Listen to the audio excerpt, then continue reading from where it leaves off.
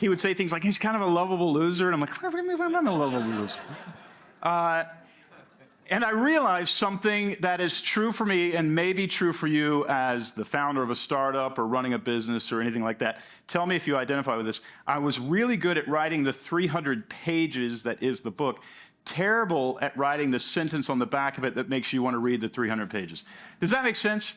Now, even though probably you're not a writer, you know exactly what I'm talking about. You know your product, you know the market, you understand the content, but how do you summarize it in such a way that you can get people to listen to you or even to want to know more?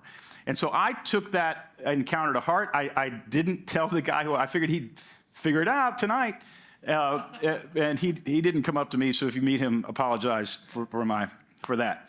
But what I realized was I've got to figure out how to introduce people to what I do in such a way that it will spread. I can't be vague anymore. I've got to master this ability.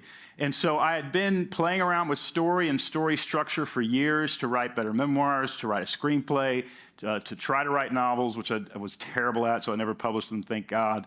But I understood story and story structure, and I also understood that story is a very powerful tool to get people to pay attention. And so I began playing with story structure. I wrote the book, Building a StoryBrand.